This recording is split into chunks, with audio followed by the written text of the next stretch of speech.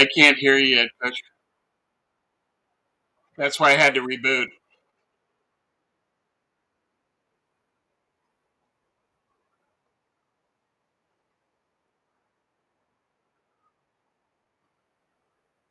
Clunky, work with us.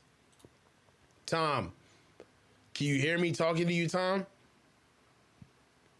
Let me know when you can, Tom. For right now, we're going to put Tom down until we can get to it. But for now, what we're going to do is we're just going to get into the nitty gritty of where it is. What's good, Jared? What's good, Brother Bob? Tom, we can hear you. Can you hear me? Tom, unmute your mic, brother. Can you hear me talking to you, Tom? All right. So we got some technical difficulties right now. We just gonna wait on Tom to get his act together. What we are gonna do right now is we'll sit here and just get into. Oh, here we go. I know exactly what's going on with Tom. So let me get Tom together. I'm gonna unmute Tom. Tom, can you hear me talking to you now? Tom. Tom, lift your head up. Can you hear me talking to you now, Tom? Say I something can to me, hear Tom. you. I still get. Can you hear me? I'm still getting the music, Coach. All right, Tom. I can So barely hear you. you can barely hear me talking. Back out and come back and holler at me, Tom. Back out right now. Get back to me when you can. You got the link. And What we're going to talk about is the Niners facing choices right now. Okay? So what we're going to do right now is go to a couple of the topics that we have right now. What I want to do is I want to be able to start the show and just get the topics out there for Tom to be able to get to us when he can. Tom, can you hear me talking to you right now? I've got the music on loop. I can barely hear you. All right. All right. This is what we're going to do. We're going to remove Tom from the scene. And what we're going to do is have a little bit of on camera. We're going to have like a little bit of on camera technical stuff right now. So I'm going to kick Tom, and Tom's going to come back into the scene. He said that he can hear me a little bit. You guys are watching us handle stuff in real time. So what I'm going to do is I'm going to get Tom out of here and be able to tell him to come back and push his link so we can be able to get in here. But for now, what I want to do is I want to be able to push to you guys the basis of today's show. And really what I wanted to get into is I wanted to update on NFL contracts. Me and Tom were going to update on NFL contracts. And what we wanted to do is talk about prominent players and ongoing negotiations, analysis of most recent contracts and their influence on teams, whether it be Justin Jefferson, Jalen Waddle, Devontae Smith, or an Amon-Ra St. Brown. And what we have to do is start realizing that the reason why this topic matters, the reason why this is a newsworthy or a topic of substance, if you will, is because before, in years past, I feel as though that the Niners were the sun. You know, we were the orbit. And now it seems like teams are starting to make moves, not only to build their own culture and strengthen the way they see how to build a football team, but also there are teams that are building their team that are in the ilk of the Niners, and they're paying high-priced players. And what I want to do is be able to touch on a couple of things. But before I get into that, what I want to do is I want to be able to shoot Tom a link to get him in here as quick as possible. And I also want to be able to shout out a lot of guys who have, you know, while we're going through the technical difficulties, a lot of guys who have done their best to help out the channel, man. You We got okay? me, Tom? Yeah. All right. So right now, what I wanted to do is we got a call-in show coming, but I wanted to take a little bit of appreciation for some of the people in the chat who have Absolutely. looked out for us. I mean, some of the regulars in the chat who have been here with us, who have been there and sat through with us on some of our off days, some of our late days, like today. One thing, full stop, that I have to do, Tom, I gotta be honest, and I think this isn't a secret, but most, if not all, late shows are because of me. Yeah, but you're the captain of the ship. You know, There is no ship without you. So yeah. when you So can go, you can go. That's the way it is. exactly. But appreciate the patience from everybody. Sorry about the technical difficulties. Yeah, And part of it that you also need to know is that Coach was visiting his folks, and that's a very important thing right now, given what they've been through. right. So he's got a very good excuse for why he couldn't get here on time. Yeah, definitely. I've got to be able to, and I haven't even seen my peoples in a couple of days, more than a week. Like, I have been strapped. I've been sick. I've been dealing with the dog. I've been dealing with home and personal stuff. It's just a lot's going on. And what I wanted to do is be able to keep consistency. We want to be able to build the channel. These are the times where I want to take my time. Yeah, absolutely. Usually, I'm a guest. You know, I've done extensive work at building a lot of channels and platforms on YouTube, and good on them. You know, there's no resentment at all. But one thing that you and I and other content creators have highlighted is we don't give our platforms enough patience, professionalism, a lot of all of the takes that you and I have and other content creators, they're wasted on bigger channels. They are, you know, some of the best news that happens with the 49ers. I mean, by the time we get it back to our own platforms, we've already discussed it 3, 4, 5 times and given so many different narratives to our point of view. And it's not easy to create originality on your own platform when you're a guest most of the time and you're trying to punch through into the content creation field. So for me, I take my personal shows very seriously. And that shows. And look Yes. at it. I mean, look at all the work that you put in. This is top notch. Thank you, Tom. And I want you to feel comfortable Always. because not only do I care about you personally, but I want Back to at you. virtue signal towards other guests to understand that they're going to get the same type of courtesy and professionalism. And what I want to do is make it known that there's different tiers to this, and I can talk about me personally and you. We don't have credentials. No. We can't go in the building. We have knowledge, though. We don't get to sit at the sidelines and we don't get to sit in the conference rooms and ask the questions that we want to know.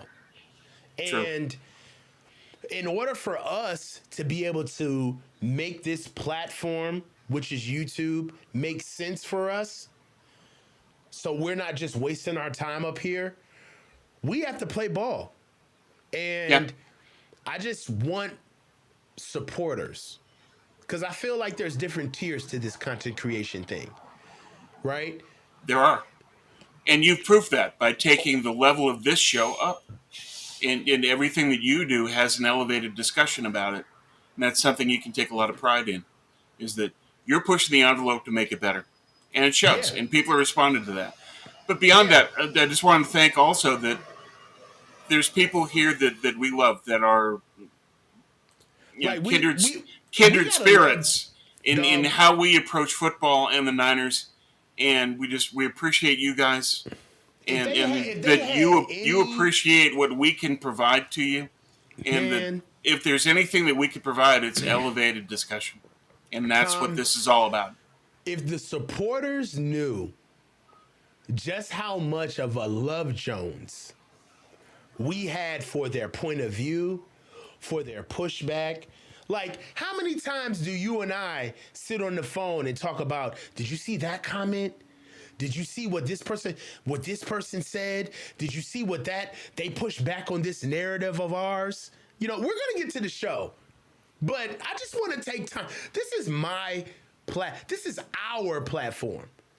Too many times we get on here mimicking other people and not making our own shit unique to us. You know what I'm Right. saying? Absolutely. You know, we get caught in let's start with a topic, then switch the topic, then switch the scene, and then let's talk about this, and let's talk about the player, and let's talk about Kyle. And it's just like, I'm tired of that. We I really am, Tom. well, I we know need to that be we I'm need to be thinking the first authentic to 13 ourselves. We need to treat this with integrity and challenge ourselves and say, what's a perspective that hasn't been heard, or what's an angle that's something that we can talk about that people are going to enjoy and get something from. I mean, there's a lot of things that we can do, and we try to approach things that way. Of how can we elevate this, Yeah, and we try to do that. And so, all of this is a partnership. It's me and you.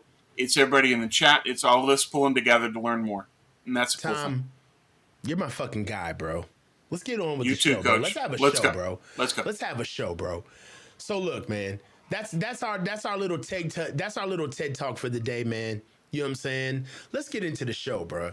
So look, under review, the faithful review. Before we get into it, what we want to do is we got a new format of the show.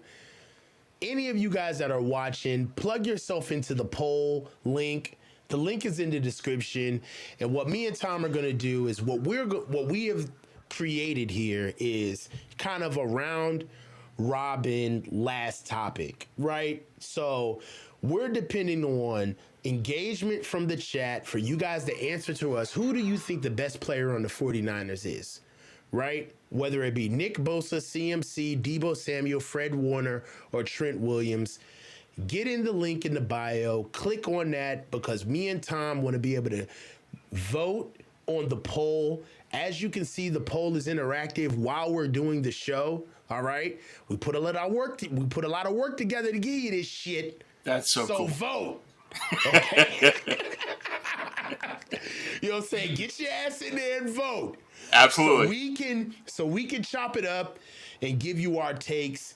And you know, I don't know, Tom. The beginning of this show, I just had a little bit of an epiphany over all of the work that we were doing. I mean, Tom, we were burning the midnight oil to get the show together, sitting here getting topics together, rehashing things, editing through text. And I'm like, dude, I'm on the big shows in YouTube. So are you. Yeah. We don't do this much work to make those shows happen. We put a lot of work into the platform itself. Yeah. And what do we do on those shows? We show up, we give our context. Show up and we get into it. Come on, man. We're pros. Yeah. How many times have you done a show on one of these 70,000 plus or 40,000 plus channels? And you get topics 5 minutes before the show, and you got to churn out an hour. All the time. All the time. It's the way it works. Not enough time in the day. So I'm sick of it. I'm sick of it. Hey, you know let's what? We're going to do things the way we want to do them here on bang-bang underscore motherfucking 49. That's what we're doing. I'm tired of it. Because we put in the work to be able to be noticed, respected, vetted, trolled, okay? Sure. All right, and we do the work, man. So look, what I want to do is I want to talk about our context. It's time for us to build our credibility. It's time for us to start using the original takes that we have, that we talk about on the phone, that we discuss with each other. It's time for us to keep our IP, our intellectual property. It belongs to us. Yeah. No more selling it out for hire. All right? And that's why the thumbnail of this show is poignant. Because you, my friend, were the first and the only person to call out the narrative on our last Faithful Review show about the potential of other veteran players asking for contracts. Did you not, Tom? I did. I got pushback, And you and that's got okay. tons of pushback. Tons Yeah. of pushback, Tom. Like, I'm petty white today. I'm petty Betty, baby. I'm petty today. I'm tired of it, Tom. You had the original take. Yeah. You dropped it on this show. Not only did you drop it on this show, you texted me and told me, Coach, I got a take, man. I see something coming. Yeah. Not only did you text me about it, but Tom, plug your blog. Plug your blog, please. Ninercast at Twitter. Ninercast at Twitter. Please plug your publications, Tom. FanNationSI.com. But if you subscribe to Grant on Twitter, he will always repost my articles. There's a subject that we're going to be talking about that's going to be in my next article that's coming up. Mitchell and Ness, did I get my channel up and running? Not yet. I'm going to do it this summer. I'm just going to take my time, get it right. There you go. Tom, I'm tired of it. I'm tired of it, Tom. Yeah. I'm tired. I'm tired of us having in-depth conversations about the 49ers. Not even about the 49ers, but just football in general. Yeah. I'm tired of our takes being pushed into credentialed platforms. It's time for us to start owning what the fuck we do. Yeah, I know. I appreciate this, Coach. Yeah. I was first and only on this. I had people saying that's an extreme take. Yeah. Yeah, but it was an accurate one. So, it flows. It's just, look, they got CMC an extension. They said, okay, we got to get you more money. We have to guarantee it.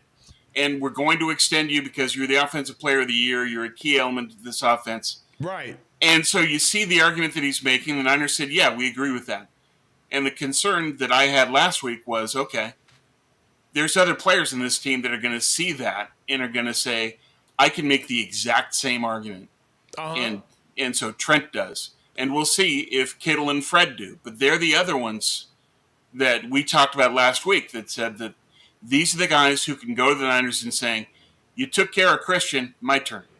And Trent is now first in line for that.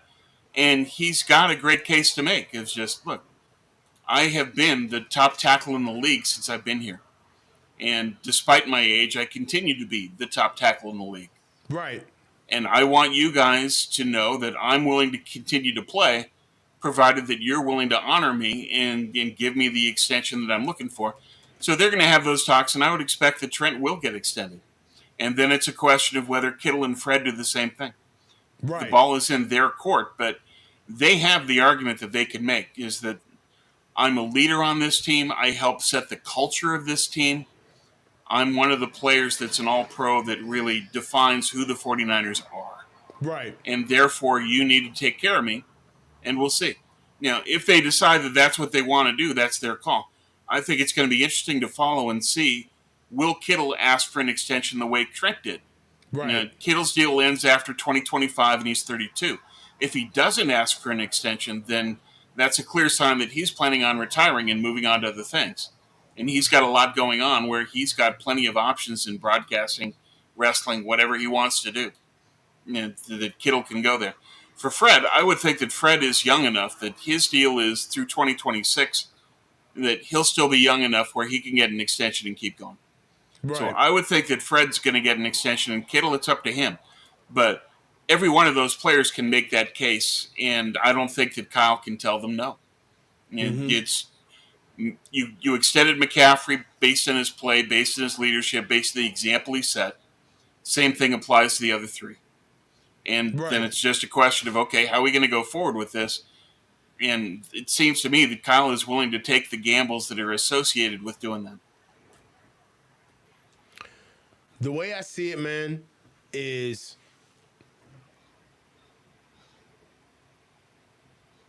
there's a transition period that I feel like the Niners are trying to avoid.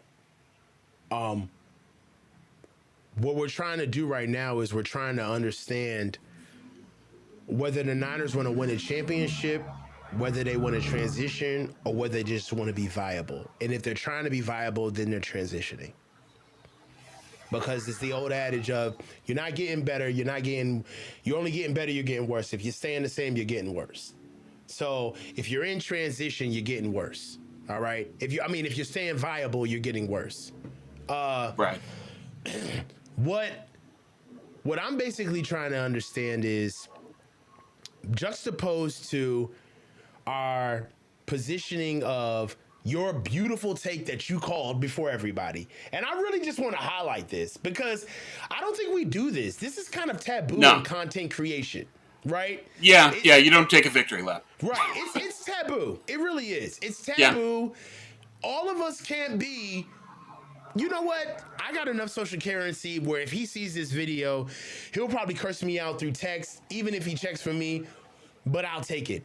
Everybody can't be Larry. Okay? Everybody can't be president of the fan club of their take. Okay? Right. Where you get perpetual social currency off of a take that you had that propels you into other atmospheres of credibility. Everybody can't have that. And at times when content creators have takes, sometimes stuff that you don't want to hear at the moment, sometimes you could be looked at as a Debbie Downer, an emotional deflator, a malcontent, bitter. From my perspective, dare I say ABM, those who know what ABM stands for, okay? Right? I know I get tabbed with ABM many times, but it's hard for you to come back and say, nobody likes the guy that says, I told you so. Yeah, it gets tired fast. Remember what I said? I told you so. So what happens is that we get stuck in this lane of purgatory where our takes that are right only get validated that are in the moment. The takes that are wrong, you get blasted for, not for your lack of the take, but for your lack of the credibility, because you're not in the room, you're not on the field, you're not in the off, you're not in the press conference. And then the takes that you stand on and they eventually happen, those things fall by the wayside. Because the attention is on, wow, isn't this surprising?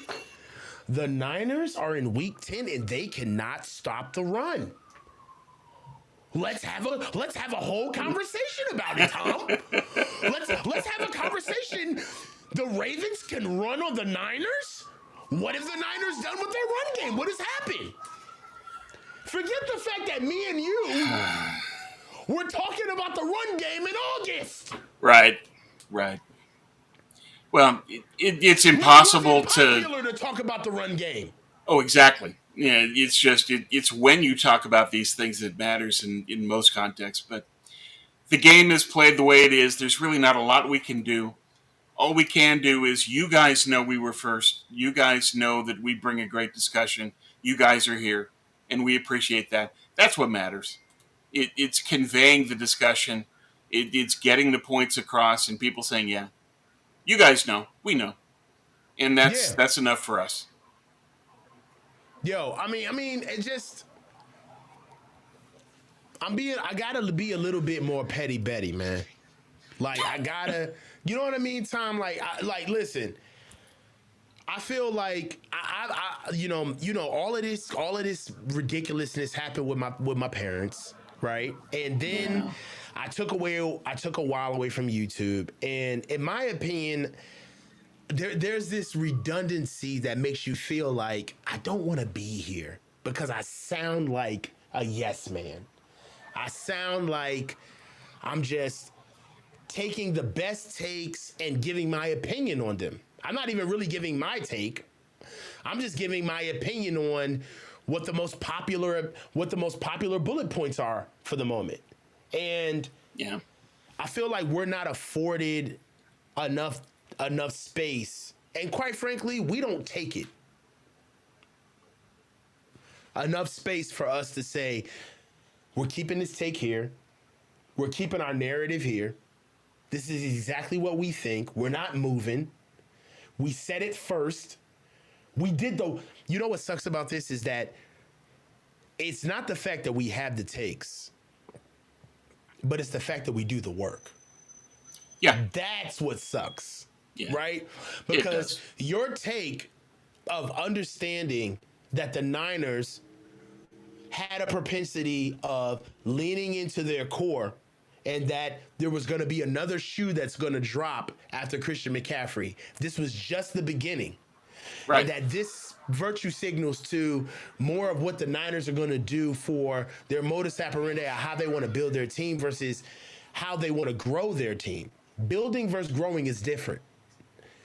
Absolutely. Right? Like, that's you understanding that, but you didn't just call me with like a bug up your ass and like, hey, I got this crazy idea. It's like, no, bro. You know what I mean?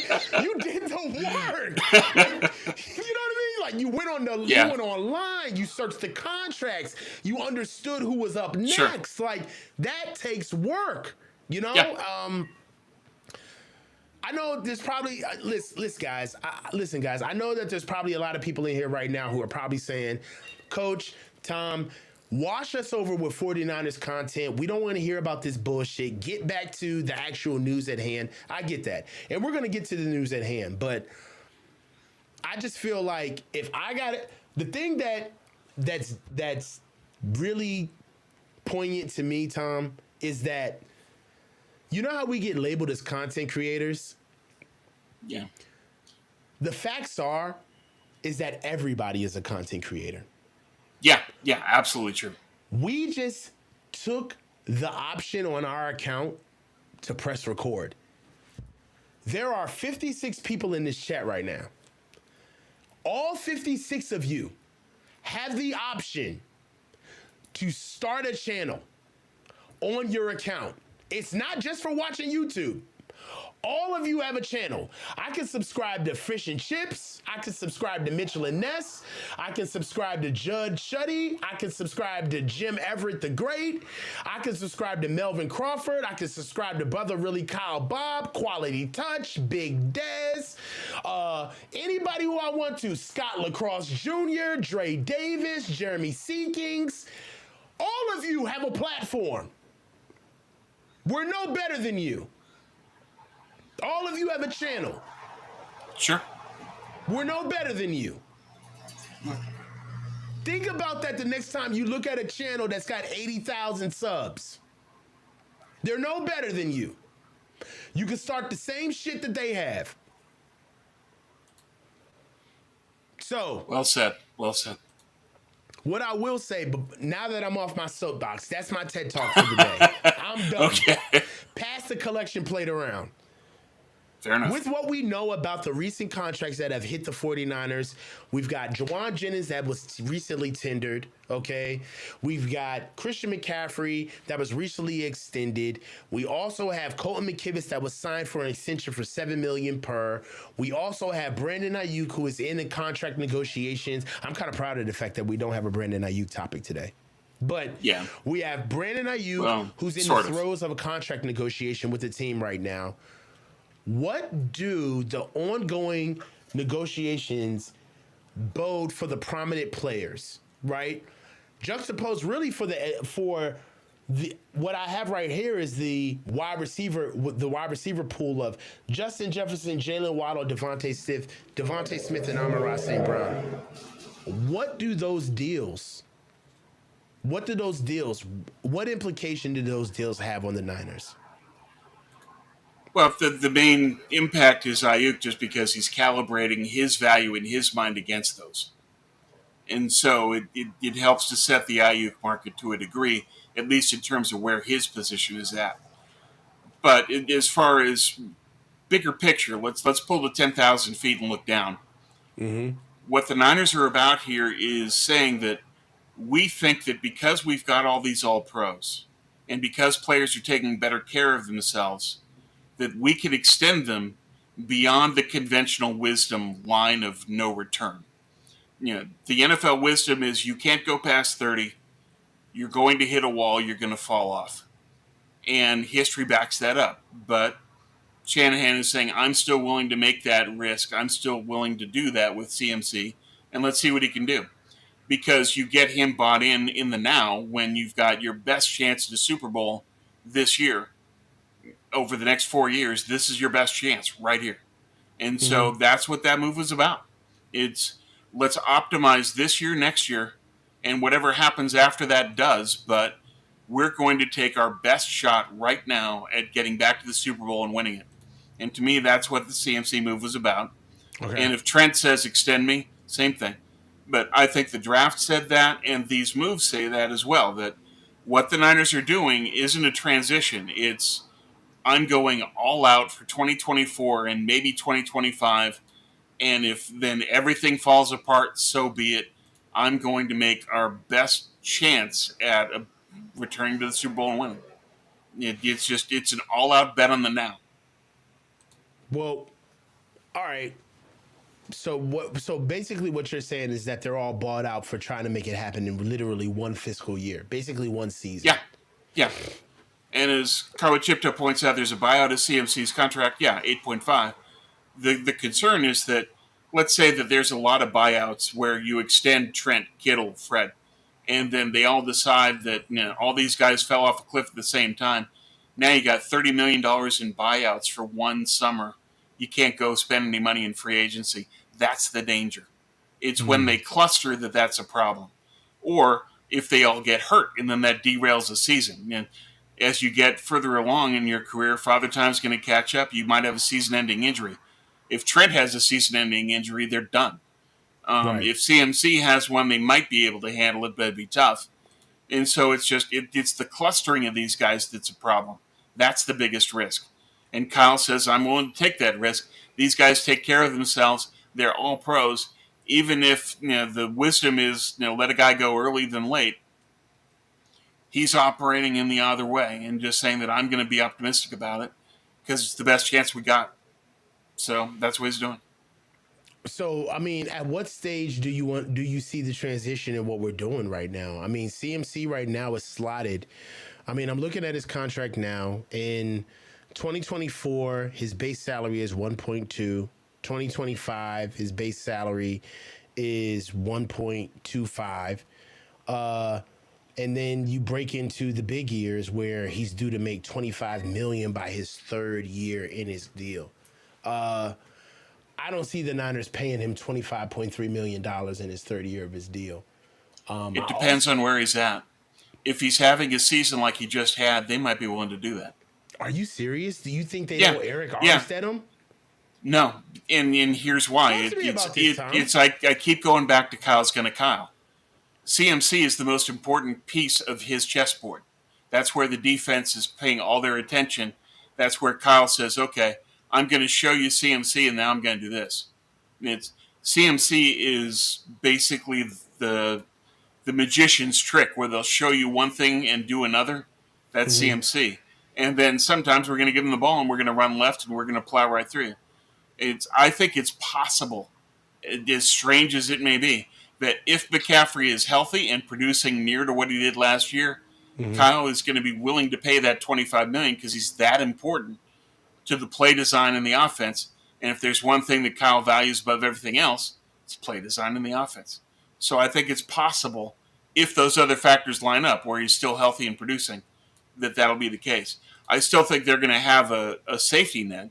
I think they're going to draft a running back either probably in the second, maybe the third next year. It's a really deep running back class. So I think that's where his backup will come. And that'll be the plan, is those two guys for the next 4 years. And it's whoever can hang on, that's what we got. That's a bleak existence due to the fact that that's not necessarily how you get better over time. It's not, but it's how Kyle operates. Part of the problem here is that Kyle, the offensive coordinator, dictates what Kyle, the GM, does. And that gets them into holes like this. Is it the smart thing to do? Not in the least. Is it something Kyle's likely to do? Yeah. Okay, so riddle me this, Batman. You get Trent, you get CMC. All right, so let's say you're entrenched. This is what. Okay, so let me put it like this. This is how bad teams are created. Oh, Let's talk about absolutely. this. Bad teams are created when they hold on to players that should go. And what happens is that you draft and you develop players around those players, right? Where when they're good enough, that makes sense. Yeah, they It step makes in. sense to go get a Ricky Pearsall when you Yeah. have a Debo Samuel and a Brandon Aiyuk. That makes sense, Yeah, right? because you can ramp them up, provided you do it in a clean transition. But that's not what's going on here, though. So when the window closes and you start getting supplemental players to cover for your starters who aren't stars anymore, the entire level of the team drops Yeah, because teams grow not from the top, not from the ceiling, they grow from the bottom. So absolutely right. you're only as good as your weakest link, which is your floor. So if you're not always developing, it doesn't matter how good your core is because eventually they're going to perish. They're going to get older. They're not going to be enough to play in today's league. And at what point does name recognition start becoming our detriment, Tom? Now, it's just, if not earlier, it's just this is how he's going to operate. It's Kyle doesn't want the pain of developing some kid to then take the place of Trent Williams, for example. He would much rather say, I have my set plan of how I go about in the offensive line, and that's I've got Trent Williams on the left and I scrimp on the rest. If I extend Kyle or if I extend Trent, I get to keep doing that. Cool. I'm going to do that. So is he going to extend Trent? Yeah, because that's what he does. That's what he wants. That's what he prefers. That's what he likes. So he's going to do that. And CMC at 25 million, if he's healthy, that's a possibility. Kittle, if he wants his money, that too. And he's just Kyle likes to wish things into being, and so he's going to say these guys take care of themselves. They do, but right now Trent is missing 3 games a year. They always lose those 3 games. What if that goes to 5 games, 6 games? What if he misses the season? Then what? You can make all of these investments to say, I'm going to go all in this year, and then Trent Williams has a season ending injury and the year's done. And now everything you've just done is gone, is blown up. And that's something they're going to have to be willing to live with. There's a downside to doing all this. You kick the can down the road, but eventually the road leads to a cliff, and you kick the can off the cliff, and you've got a team that doesn't have enough room for cap spending and has too many old guys who are now either injured or on void years or in dead cap hits or what have you. And now you've got a team that's a skeleton team that has players that aren't developed yet and old players that are hurt or gone or whatever. And you go from Super Bowl contender to 3 to 4 wins. And that's something that they're going to have to face. But when that happens, Shanahan's gone. He's not going to care. So, we're stuck with this. We're stuck with kick the can until the can is kicked off a cliff. That's this team's fate, in my That's opinion, fucking going bleak. forward. And that's so you got 2 years of competitive window if everybody stays healthy, and after that, good luck. And at the same time, Purdy gets paid too. Well, I think that's what's going to exasperate everything. I think that's what's really going to speed everything up is that when Brock gets paid. When Brock gets paid, there's going to be absolutely no way that anyone can. I feel like the days of the veteran coming into the 49ers office and saying, I deserve to get paid X because of what I mean to the NFL are numbered. And it We'll doesn't even see. really have anything to do with how good Brock is, but it has everything to do with how teams operate when they feel as though they have a franchise quarterback. Whether or not that franchise quarterback is the guy or not, when you virtue signal towards having a guy, it hits a little different when you're a Brandon Aiyuk. It hits a little different when you're a CMC. Very true. Can you imagine if Brock was making $50 million now and CMC said, I deserve to get paid, BB. I deserve to not only be paid more in the middle of my deal, but I'm already the highest paid. I don't think, like, the implications of what these guys are asking for when they're asking for them, juxtaposed to the context of what their money is, their fiscal situation is at the moment, is what's interesting about this. It's not the fact that CMC said that he wanted more money and he got it. That's not the point. The point is that he was already the highest paid running back in the league.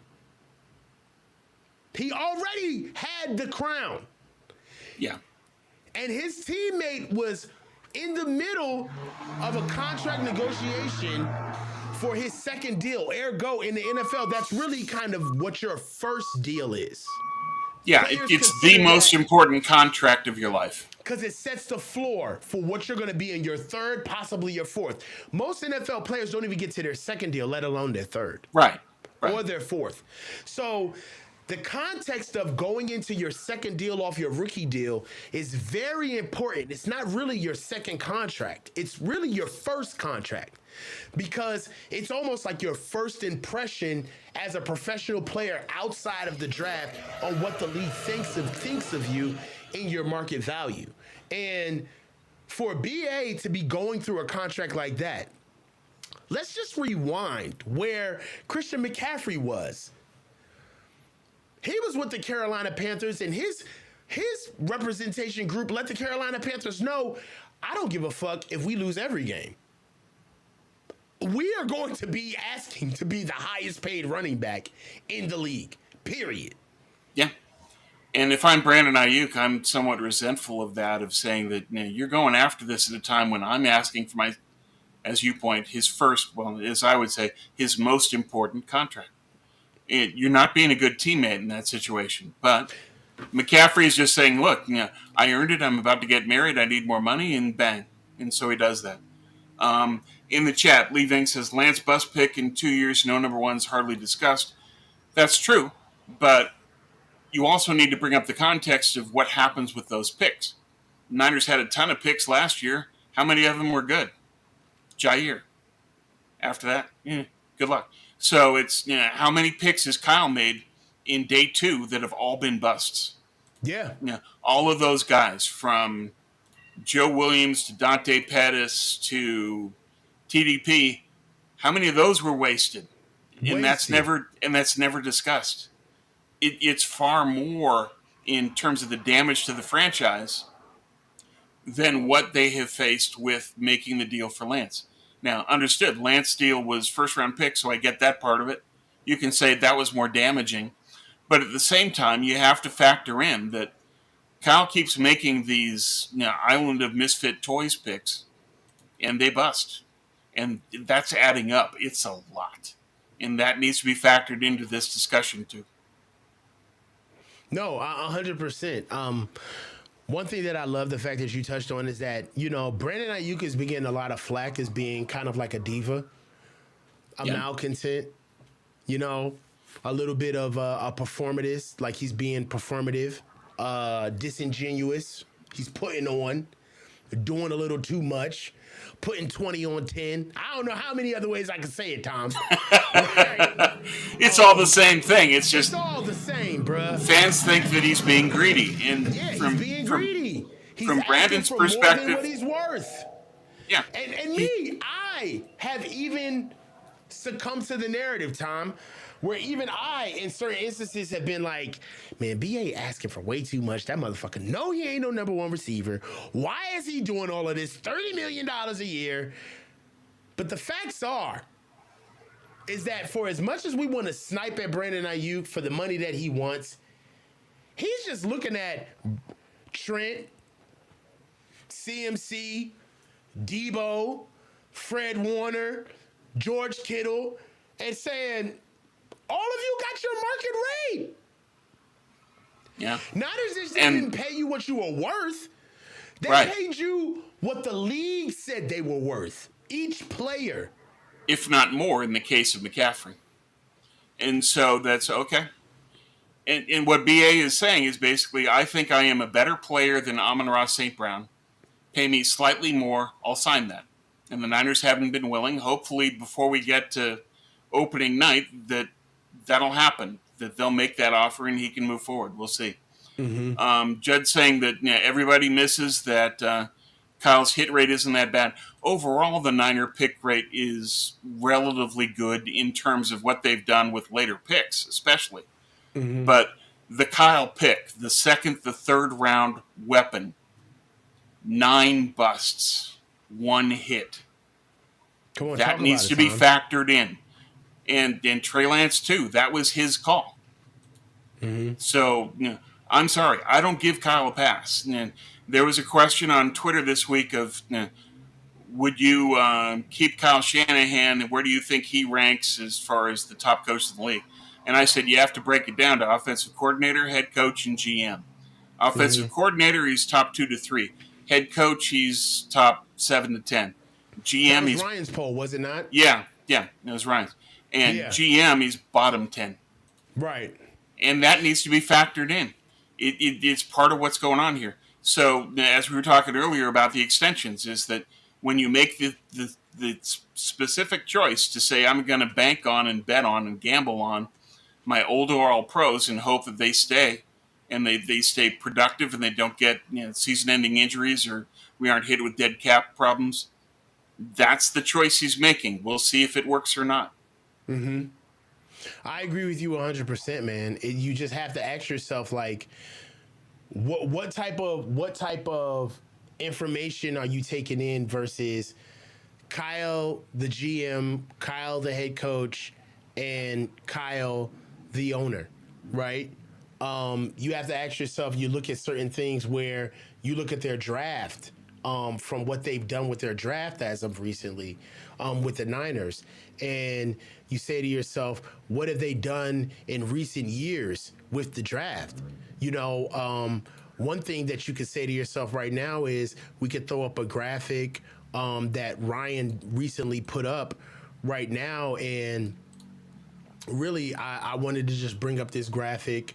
What we're talking about is right here is the actual guys that were drafted with the Niners right here from a tweet from Ryan. Actual dudes the 49ers drafted under John Lynch and Kyle Shanahan who are still on the team. What do you think about this list right here, Tom? Tell me what you think about this. Well, it tells us a lot about 2023 is that basically it's Jair, maybe Moody, maybe Luter. Robert Beal Jr., maybe he can come out of this. We'll see.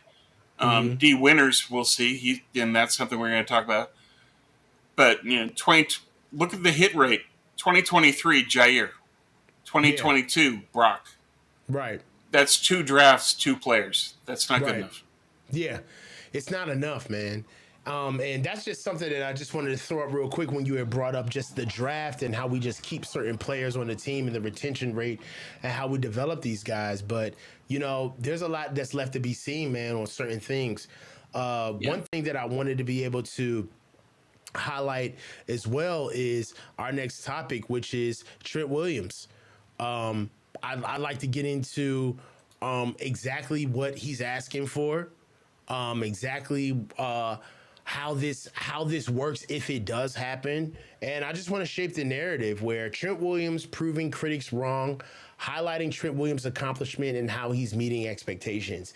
Is Trent Williams worth it? Is he worth restructuring a deal that in fact is not done? He's got 3 years left on his deal. He's got 1 year left of guaranteed money. Where do the Niners stand? Has Trent done enough to even come to the negotiation table? What say you? I think he has in terms of his play on the field. That he's been a top one, top two tackle in the league now for basically every season he's played for the Niners. Last year's regular season was excellent, but he faltered in the Super Bowl, and that needs to be factored in too.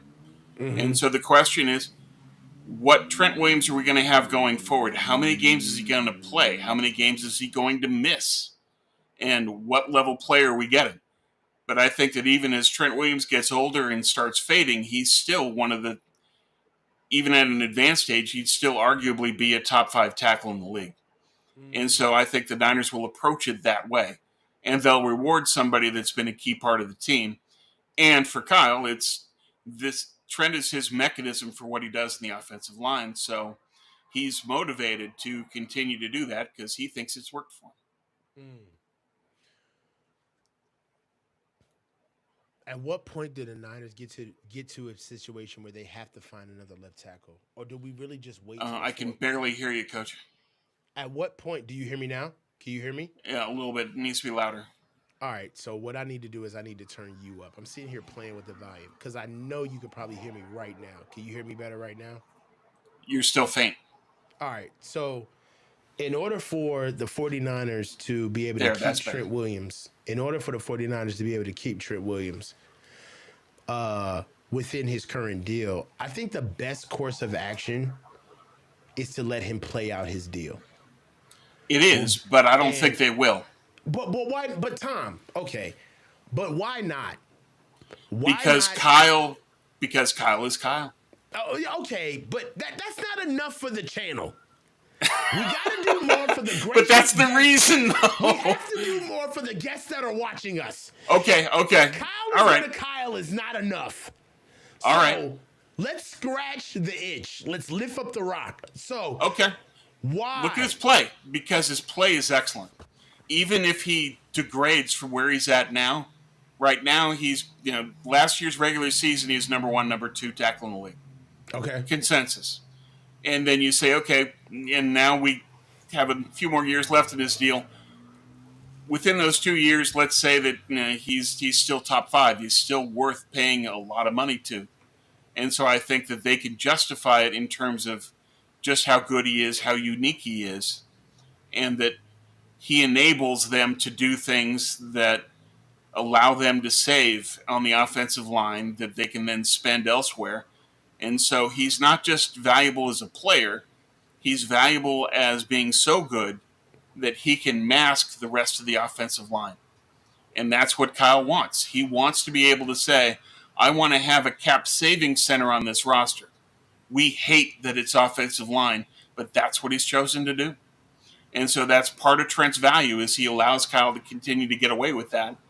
And Kyle's going to want to do that, in my opinion. But granted, I have a very low opinion of Kyle Shanahan as a GM. I love him as an offensive coordinator. I think he's a good coach, but has some blind spots. But as a GM, I think he makes a lot of mistakes. And I think this would be one of them. Now, in the abstract, you'd say, look, we've got a deal that's on the books for several more years. It expires at the same time when your play should falter down. Therefore, we should be okay. Right. What Dirty is saying here, yeah, honor your contract, sure. But they're not going to do it. They're not. Because after what you did with McCaffrey, you basically rung the triangle and said, come and get it. And they're going to do that. You can't, you know what? And it's like, they're like children. Agents, not even players, but agents. As soon as the Niners let CMC's representation not only get the deal, you can get the deal. He led the league in rushing this year. Let's call a spade a spade. It's not as if he was just completely off the mark. Oh, right? He was a great player, he was amazing this year. That doesn't mean that you extend him for 2 years beyond. Right. That's the mistake they made. Forget the fact that he took 25% of his reps from his own players, from his own teammates. We're not going to get into that. That too. If I was Jordan Mason, I'd have fist fought CMC. I'm going to be real with you. Oh, sure. I would have decked him. I would have fought him by now. I don't. Everybody talks about Jordan Mason's ability to catch out the backfield. I'm more impressed with his temperance on not being able to punch CMC in the face. I would have been fought him. With what we know about football, with how I played, And where we coached at, I played with guys where if you were taking all of the reps, and you keeping me off the field, you got to see me, dog. I'm sorry, bro. In the hot tub, in the calf, whatever you want to do, bro, you got to see me, bro, because you eating off my plate. This ain't college. You got to see me. Right. Well, and that all goes back to how good a teammate is Christian McCaffrey. I mean, he takes care of himself. He's a superb player. But as a teammate, you're demanding to go back on the field, and then Kyle says, "Okay, go ahead," and you're hurting Jordan Mason, who's a capable player, and Mitchell has proven that he's a decent player as well. And so they don't get their opportunities. BA, you're saying, pay me when BA's asking for his bag. So if I'm a Niner on the offense, I'm not too happy with Christian McCaffrey right now. You know, I'm glad that he's my teammate. I'm glad that he's part of this team. But you need to do better by your comrades than this. It's too selfish. And we'll see if that plays out that way this coming season. I think Kyle's saying that he's going to have to save CMC from himself. He will. He's going to have to give more carries to other people. I'm hopeful that CMC will self-regulate to a degree now that he's been paid. You don't need to go all out now. You can just say that, no, I'm going to get mine. I'm going to do what I can. I'm going to compete. But for this team, the best thing to do going forward is for McCaffrey to be healthy in the playoffs. Yeah. I'm going to take a break right now. Guys, anybody who's entered into the chat, the poll above my left shoulder, in order to answer the link is in the description. Best player on the 49ers, get yourself into the link. The poll is in the bio or the description of the video.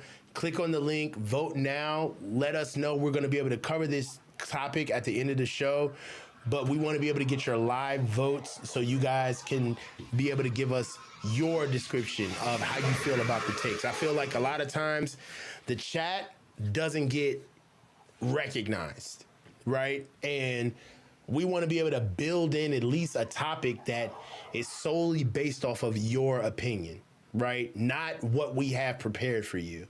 So we want to be able to see what you guys think about the link and about the question, be able to get into the bio, click the link in the chat, and we're going to get to that topic at the last topic of the show.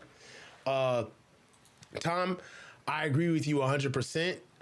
I think that there is a position where you can see what the Niners should do with Trent Williams, but I don't necessarily think that they're going to do it.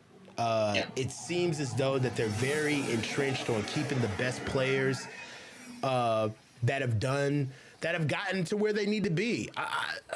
There's a sense of there's just a cheap feel. There's like a shit feels like a bodega. Like there's like some like you know what I mean? Like it's not a grocery store, but it's kind of a grocery store. Yeah, it'll do in a pinch kind of a deal.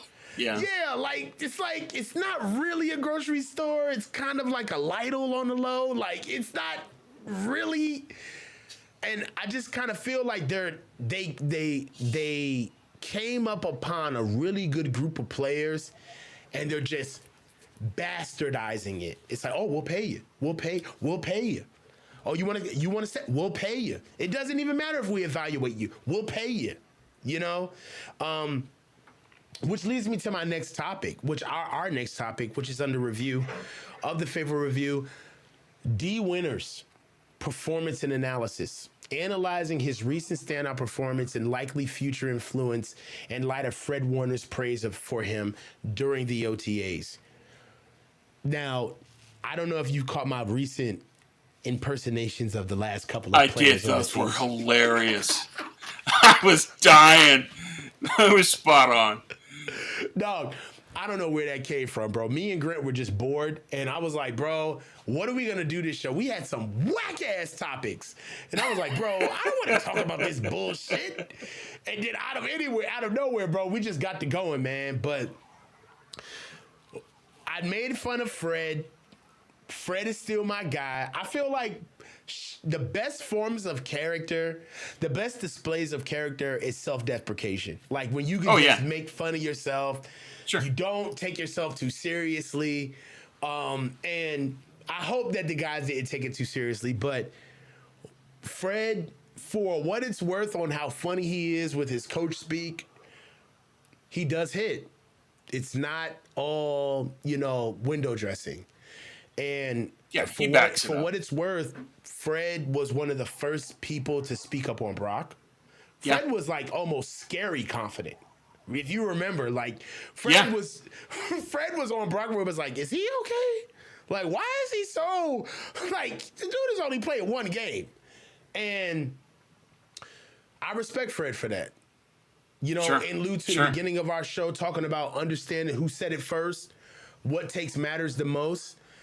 And that we would be hypocrites to not understand that Fred One was one of the first guys to publicly stamp Brock and say, Yeah. hey, you guys don't see what we see in practice, man. This kid is ready. This kid's ready to go. You're going to be surprised even at what he can do. And in a sense, I want to take that credibility and marry it over to D Winters. Like right now, Fred Warner is saying that D Winters is not only looking proved, but he's saying that he's the best looking player of OTAs. And for me, why that matters is I do not want Devondre Campbell to start. Yeah. I Yeah. really do Yeah. not I know. want Devondre Campbell to start. Well, you've said before that one of your keys for this camp is I want to see somebody come in that makes sure that Devondre Campbell isn't on the field. Yes, You've said that. I have said And this. and here's D Winters saying, I got you, coach. Yes. And so, this topic. and that's exactly what you want. And now here's Fred giving his seal of approval. And it means a Yes. lot because Fred said that about Brock. Fred said that about Jair. And look how they came along. Yes, he And did so say that about Jair. Good call, Tom. I take that of what he has to say about D Winters and give a lot of weight to it because he knows of what he speaks. And Fred has been in the league a long time. He knows the real thing. And he's saying, this is the real thing. Hopefully, the Niners respond to that. D Winters continues this level of play, and he earns his way onto the starting lineup. And this is going to be a test for Nick Sorensen, is that don't fall into the trap of, well, when we spent in free agency on this veteran guy, we have to start him. No, you don't. Start the best player. Put Winters out there. And part of the other key to this is that if Winters does start, then he becomes a far more effective blitzer because now he won't be on the field just to blitz. And that's going to make him much more effective as a blitzer. He was a great blitzer at TCU, and this is something they want to do in simulated pressure. The best way that they can get simulated pressure to another level is for D Winters to be their starting linebacker. I'm gonna tell you this right now. What if it's close, right? Let's say we get into camp and it's close, and it's like D Winters, Devondre Campbell, right? Do you know how much money D Winters makes this year? Too much. D Winters, but you can't run your team that way, and I think this is going to be a real test for Sorensen. You know how much he counts against the cap this year? D Winters? D Winters counts $33,000 versus the cap this year, Tom. Yeah. That's nothing. Well, he was a late pick. D Winters was taken, what, 5th, 6th round? Mm-hmm. So, Campbell he's going to cap for 2.2. Yeah, but it isn't that much. But you still have to say, what are we about here? What are we trying to do here? One of the key priorities for this team is to get simulated pressure where it needs to be. The best way you can do that is for D Winters to be an every down linebacker and blitz. And so I think that'll play into what they want to do strategically. And it's just a question of, are you going to fall into the usual coaching trap of, well, this is the veteran guy. This is the guy that got paid more. He needs to start. We'll see. Jeremy likes Graham more. I like Graham too, but we'll see. But Fred mentioned Winters. He didn't mention Graham. Yeah. I'm going to tell you right now, Graham is somebody who he looks great in his pads. I got to be able to see it on the field. I mean, from an optics perspective, he looks really good. But when I saw D Winters reminded me, and not to be disrespectful, because he did have to get his body together. So let's keep it all there. And Yeah. by the way, let me take a pause real quick. Guys, anybody who's just coming into the chat, the poll over my shoulder, best player on the 49ers, the poll link is in the bio. Go ahead and click on that poll link, vote for us, so me and Tom can be able to have the last topic of the show, and we want to be able to shape that narrative and that topic based off of your votes. So if you're new to the show right now, get inside of the description of the video, click on the poll link, and get in here and vote for us for best player on the 49ers. But back to what we were saying, I think that even if you have a position where you need D Winters to step up and be that guy, I just think that before he even came into the league, or even with us, I think it was pretty much documented that he played really good for college, but his body wasn't there yet. You know what I mean? Yeah. Like, he needed to lose some baby fat. He needed to kind of, in a sense, kind of like Aaron Banks it in a little bit, kind of take a year. And I'm very confident now that he's actually taken that year, and Fred is commenting not only on his play, but Fred made comments about his body as well. That Right. he's matured his body. He's definitely came into his own, and it's put me in a position right now where I don't know, man. Like, one of the things about Dre Greenlaw that gets lost because he is such a physical player. What gets lost on Dre Greenlaw's game is that he is a phenomenal sideline to sideline pursuit defender. Yeah. He is phenomenal in space. Incredible range. He's just not a behind the line of scrimmage player. He's got remarkable range. And I don't even want to think about the last year. I don't even want to think about the year before last. Let's go to Dre Greenlaw's rookie year when he was picking off Russell Wilson in the NFC in NFC divisional games. Right? Let's talk about Dre Greenlaw. Wasn't that Dre Greenlaw against the Seahawks? Yeah. On the goal line? Wasn't that Dre? Yeah. That was Dre in his rookie year, bruh. Yeah, and saving the game. Yeah. I feel like I want one of these guys to emerge. If I know what bad teams do. Bad teams take on veterans that were has-been on other teams, but they're good enough to get a supplemental role on this team, right? The hallmark on good teams are the players that we cut end up becoming starters on other teams. That's the way that's supposed to work. Right. That's when you know the competition is highest level. There you go. I don't want that to change. And it shouldn't. Hopefully it won't.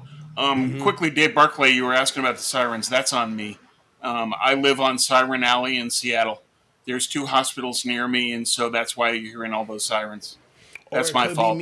Sorry about that. It could be me, bro. I live literally 5 minutes walking distance from one of the most innovative hospitals in my area that just got built a year ago.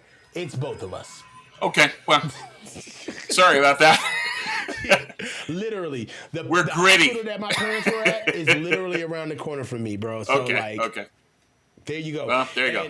If you'll take Tom's ambulances, I'll raise you with choppers because that's what they do. They specialize in medevacing. So,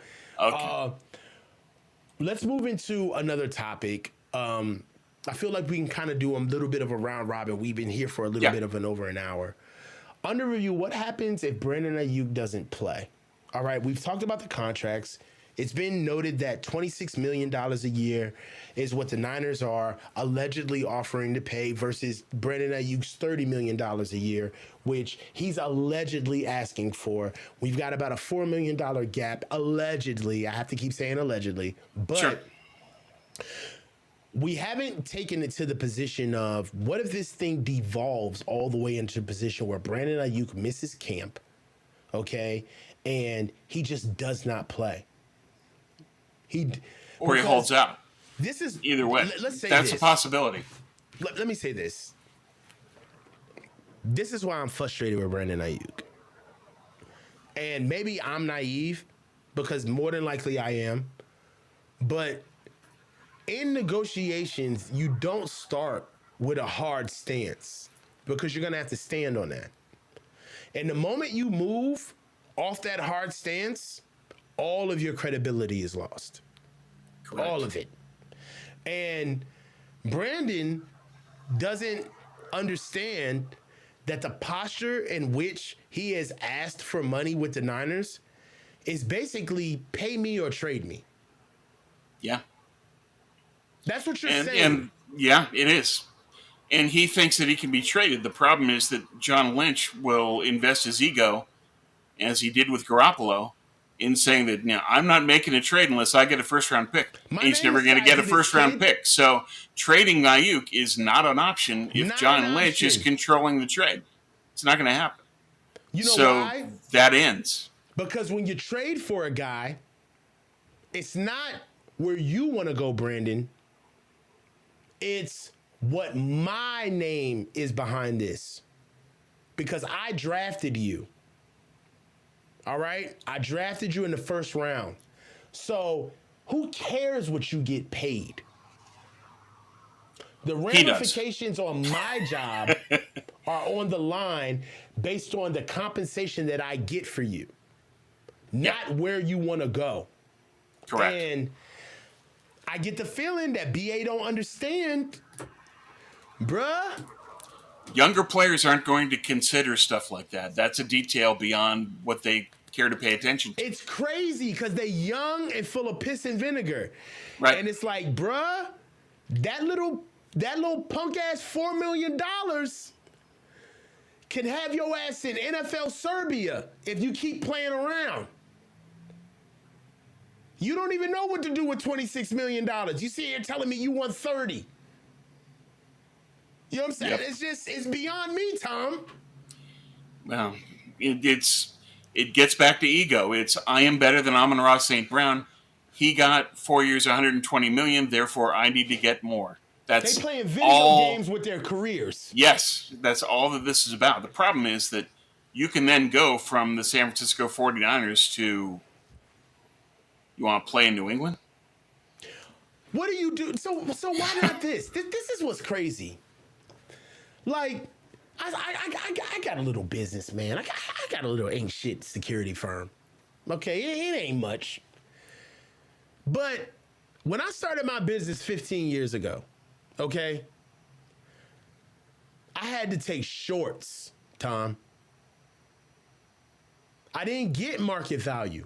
Even though I knew that the work that I was going to give you on a 12-hour shift, on a 10-hour shift, working your door, handling loss prevention, protecting your staff and the barkeep, understanding to take facial recognition of all patrons entering inside of the building, whether they be inebriated, overserved patrons.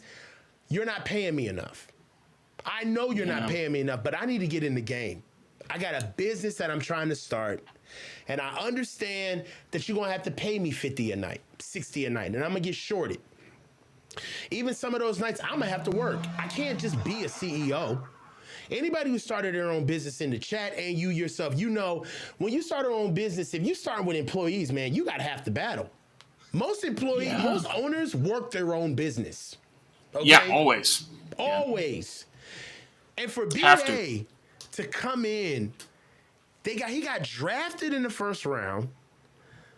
You got 2 years left on your deal. The Niners can not only wait you out this year, but they can franchise you, bruh. And for you to come to the table fresh off of being underutilized and underperforming in the Super Bowl and ask for $30+ million, man, it's like you don't even deserve the money you asking for because you don't understand what you asking for. Well, all he knows is I'm better than Amon-Ra. And that That's don't matter. that's all this is about. It doesn't matter, but to him, that's alpha and omega. That's the only thing he cares about. I'm better than that guy. Pay me more than that guy. That is Brandon Aiyuk's stance. That's the depth of his analysis. And the Niners can say, okay, 26, and he says 30. His 30 isn't just. We're not talking about guaranteed money annual average value. It's what you're getting paid plus the incentives, and that's what Right. Amon-Ra got. Is that no, basically he got 24 million guaranteed plus incentives, and then he got a $36 million spike in the final year. That's his deal. And so Aiyuk is saying, pay me 27 to 28, and then with incentives, get over 30. And I want the total value of the deal to be more than 120 because I'm better than Amon-Ra St. Brown. That's all this is about. Yeah. And that's frustrating as a fan to say It's a that, come on, pissing contest. that's what this is. This is only about your ego. And it needs to be about your career, your value to the team, how you're going to fit in long term, how all this is going to work. And the difference between 26 and 30, how much is that really going to matter in your life? We don't know. I understand saying that I'm better than this guy, pay me, but you also have to be somewhat flexible to move off of that slightly if need be. And the Niners can work with the guaranteed money, with how much they pay in the signing bonus or any number of other factors, so that it can be more than Amon-Ra in factions or elements of the deal. You can do that. And Yeah. hopefully Aiyuk is willing to say that, okay, if I get a bigger signing bonus, if I get more guaranteed money, I'm good. Hopefully that's where we'll get. But my read of Aiyuk is, being a young player, he's saying, I'm better than that guy, pay me more. That's his stance. That's not enough. No, It's not enough. but it's his reality. And that's why we're where we are. You have such an uncanny ability to state the obvious. Yeah, I do that a lot. And repel all pushback. It's like you will calmly state the truth, and it's just like, that's the way it is. Yeah, There's nothing you can do about it. Like, I do that a lot. I'm if I push back. Now I'm just Kyle's, it's basically my version of Kyle's gonna Kyle for everything. Yeah, I picked that up. I'm sorry, Resistance man. is futile. There's nothing you can do. Yeah. Resistance is futile. Yeah. Yeah. All right, let's get into one more, couple of more topics, man. Well, let's skip on anti-Walsh. Let's do that. Take more time on that in another Yeah, time. we definitely skipped on anti-wash. So look, Yeah. we're right here. Okay. Under review, NFL team dynamics, new core versus old core. This comes from a conversation that happened off of me and Jesse's last show on Second Sports 2, where it was a conversation on the evolution of team chemistry and the impact of new and old players. Now we have a core, Tom. I feel like some of the core is right here over my right shoulder, right? But the age of the core, one of the reasons why, there's a lot of reasons why, but I feel like another key reason why Brandon Aiyuk should be able to stay with the Niners is because, in my opinion, he's the youngest member of the core. He's the youngest member of the 49ers core. Most of them are aging, right?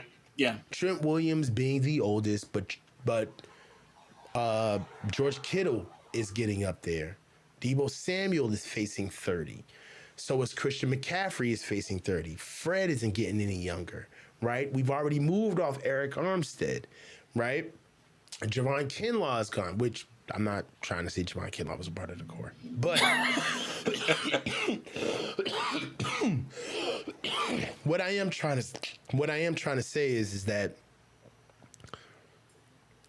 who do you see that could start filling in those shoes? Who are the players that have promise, that can build themselves a career here? I know that these guys are household names now, but I remember long ago enough to remember when George Kittle was a 5th-round pick. Right. And he wasn't George Kittle yet. I remember Dre. No. I remember Dre with the short plaits. They wasn't even dreads yet. They were just plaits. He wasn't Fred Warner yet. I remember Dre Greenlaw coming onto the field in the earlier games, and the only reason why Dre Greenlaw made the field is because Quan Alexander couldn't go anymore. Right. And he got on the field. and he became a household name. So before I'm here long enough to remember when Deebo Samuel was struggling to become a pro. Needed some guidance from Emmanuel Sanders to try to teach him to finish games. Not only be a pro, but finish games. That kind of lends context to the whole Brandon Aiyuk doghouse situation now. Yeah, no question. Right? Yeah. Brandon Aiyuk got a doghouse. Deebo Samuel's got Emmanuel Sanders. Right. There's a difference. Big okay? All right? So there's a little bit of an axe to grind with BA.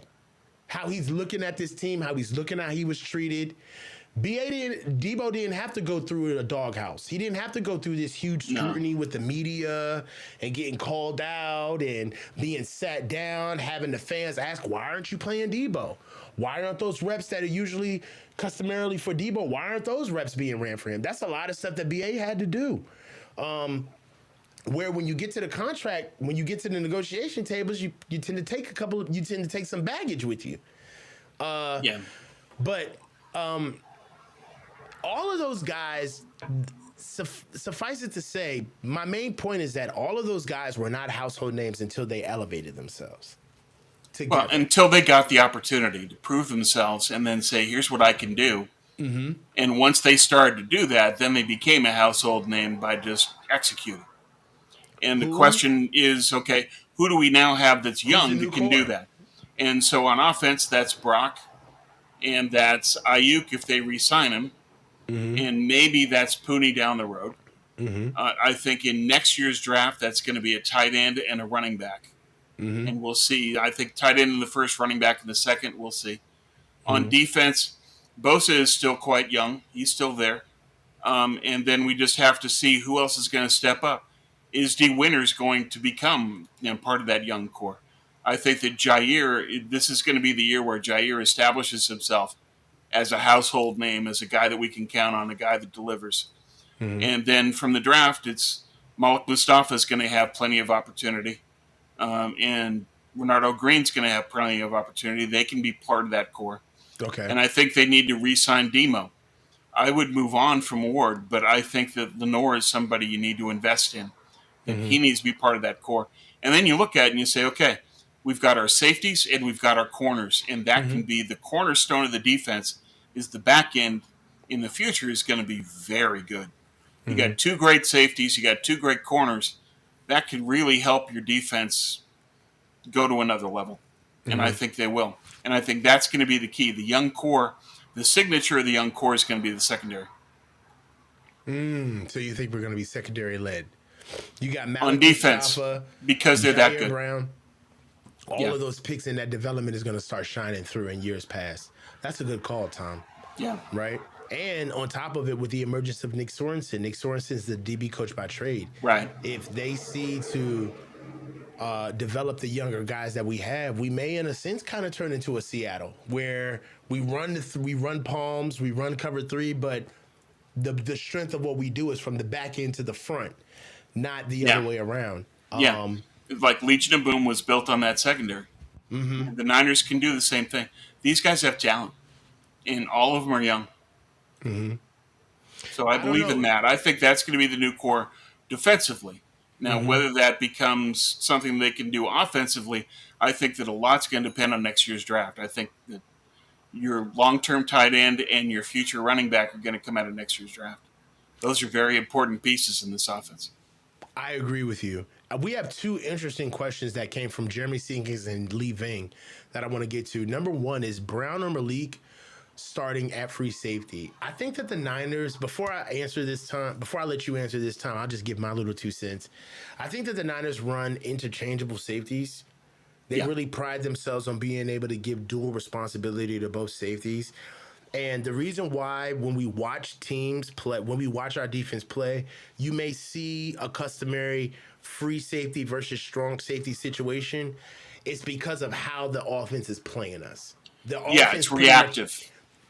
The offense dictates who they want the free safety to be versus who the strong safety is. That's why we have dual responsibilities with both safeties. Now, I understand that there is a clear difference between free safety and strong safety. But in our defense, we give dual responsibility to both safeties based on strength of offense and how they want to be able to attack us. So both guys can be able to do what they need to do. Or if we have those guys in here, to be able to put them in fire blitzes or man coverage where they can blitz on their own. So this is a great question. But one of the beautiful things about safety acquisition by the Niners that I feel like is a little bit past, it's kind of weird, isn't it? It's like, for years, Jimmy Ward was crowing about being a free safety, wasn't he? Like, I'm a safety, I'm a safety, I'm a safety, I'm a free Sure. safety, I'm not a corner, Well, I'm not a. And then after all of that time, he finally leaves, and we have dual responsibility at safety. Like, if I'm Jimmy Ward, I'm like, man, fuck you, Kyle. Like, what are you talking about, bro? Like, you yeah, spent well, half my damn career trying to put me at corner. Jimmy Ward wasn't Kyle's favorite and vice versa. Yeah, I respect him for it, man. Everybody's not Yeah. your cup of tea, and it's okay to be able to have public discourse about it. I mean, it's only the yakety yaks who give a fuck about that shit. But really, men having confrontation is the oldest. I mean, this is as old as time. It is what it is, Yeah, man. It and for happens. Jimmy Ward, basically, it was about money at the end. Yeah, It's that if I'm a safety, I'm going to get more money than if I'm a nickel, and that's what it was definitely. about. And he left as a result, and I don't blame him at all. I don't blame him at Um, all. but in terms of the question from Jeremy, I think that the Niners took these guys in back-to-back drafts, thinking that they're hybrids. That, as you pointed out, that they have some free and some strong in their game. The key element in this is that both of them can play the run and blitz, and I think that's going to help them. It's another aspect of being able to get into simulated pressure is to have safeties that can do that. Last year, I think that they had some weaknesses in DB and at safety where they couldn't, especially after Hufunga, where they couldn't really respond as well as they might have liked with Gibson, for example. He's only a free safety. And so now they have what they want. They've got hybrids at both. And back to back drafts speaks to them saying that we want hybrids. We don't want a specialist. No, I understand exactly where you're coming from. One thing that I will get into is Lee Ving's question is that where does Talanoa Hufanga fall into the old core versus the new core? I think this is a very poignant question because, in a sense, if we don't start talking about Talanoa Hufanga, he may get kind of deforted. Like, hey, you're off to the side. You're not exactly what we think you should be at the moment, and you're gone. Like, players really fall into the Bermuda Triangle on this team, man. Really. Yeah, yeah. And for Hufunga, I think that part of the problem for him is just that he's only got 1 year left and he's coming back from injury, so he doesn't have a lot of time to prove himself. I think the Niners will give him a chance to say, here's what I can do. But from a cap perspective, it makes a lot of sense given who you've got. You've got Jair and Mustafa as rookies or second year guys, that it's going to be in their cap plans to move on from Talanoa. And it might be that they move him at the deadline if there's a team that needs a safety.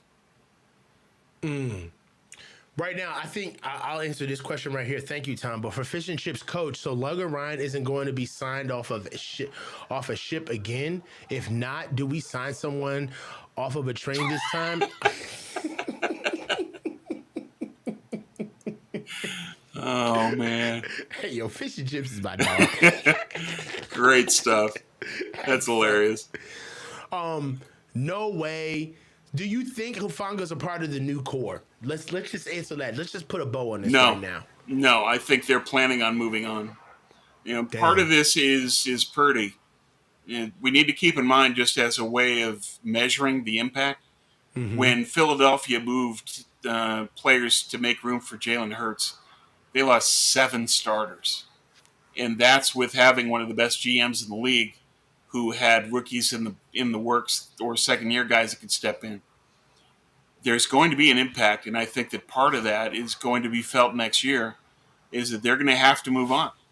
And so there's guys that they're going to have to say, man, I think that's part of why Mustafa was drafted, is to replace Talanoa. And so Hufunga, Aaron Banks, Travarius Ward, all 3 of those guys might be let go, primarily because they have to make room for Purdy. Yeah, we're gonna see a reckoning of players that were, I don't know, in in spirit, high paid players as far as what we paid them. I think that there's going to be some ancillary contracts that are going to fall off when Brock gets paid. Yeah, Primarily, yeah, Javarius it's gonna Worth. happen. Yeah, I don't think Christian's contract can last when Brock gets paid. Yeah, well, I 25 don't trust million. Kyle any further Listen, than I can throw him. I mean, I'm Christian is the queen of the chessboard to Kyle. He's not going to be willing to let go of his queen. And, but it'll depend. You know, if McCaffrey has injury problems, if the running back they draft next year is great, maybe they'll be more willing to move on. But all things being equal, if things go the way you would expect them to, I think he's going to keep McCaffrey, even though it's 25. I know you hate that. I know it makes no sense. It's not. But it's Kyle. I'd be willing Kyle to make a wants the wager with you, queen of man. his chessboard. He's not willing to give it up. I understand that, but it doesn't make sense to pay a 30-year-old running back $25 million a year. Nope. And really, when they don't pay him, because I'm still standing on business, I don't think they pay him that. When they don't pay him that, I think it's gonna be, yo, you need to take a pay cut, or we're letting your ass go. We're gonna put on void years. Like, they're not. That's real money. That's kind of coming out of Jet's pockets. That's not a cap. Oh, I know. That's his actual money. Like, That's serious cash at a time when they're going to be cap strapped because they're going to extend these veterans, I think, on top of then giving Brock $50 million. How are you going to make that work? It's going to be hard. So Niner Empire Huff too much experience to let him go? Yeah, I don't think so. It depends on what he looks like coming back from injury. But beyond that, they can't afford to keep him. And it's why they drafted Mustafa. Damn. You know what's crazy? I'm very impressed with Malik Mustafa. I think that was pretty much, in a sense, I think that could probably be in the running for our best pick of the year. I don't know. I think it is. I'm very impressed with Malik Mustafa. Real quick before we get to our next topic, our last topic of the day is the best player on the 49ers. You guys see the poll right above my shoulder. Vote on the poll with the link in the bio. Right now, it seems like CMC is kicking everybody's ass right now at 17. The closest player for best player on the 49ers is Trent Williams. I'm happy that Deebo Samuel got a vote. Like, for a while, it was looking like Deebo Samuel wasn't going to get a vote at all. But if you guys want to be able to vote, just go into the description of the bio, click the link in the poll link in the bio, and just give us your vote so we can be able to understand where you guys believe that the best players on the 49ers are. And at the end of the show, me and Tom are going to be able to talk about it from the players that pretty much we're going to be talking about. Christian McCaffrey, it looks like. But with that, I want to get into another sneaky topic, a comment that I saw inside of the chat. And right now we got time. Like, since the little soliloquy that I gave at the beginning of the show, we're doing things our own way, bro. Yeah. We're going to do exactly what the fuck we want to do. So there was another dope comment by Jeremy Seekings that I was looking for that he had put into the comments, where he had basically made a comment about the possibility of Ronaldo Green playing free safety. What do you think? Here it is. Where do you read this comment, Tom? He does, but when he went back to corner, he played better. Mm-hmm. And I think that's part of the key is that Florida State needed to move him around, and so that's why they did that. He played free safety, and he held his own. He did okay. But he's a much better player at corner. Yeah. So in a pinch, you can move him there if you want to. But part of the key with all of these guys in the secondary is that they have the capability in a pinch to play any position. That you've got a lot of guys that can play outside, inside, and safety. But the way the Niners like to play safety, it's going to be harder for someone like Green because they want a hybrid player, and Green would be more of an actual true free safety.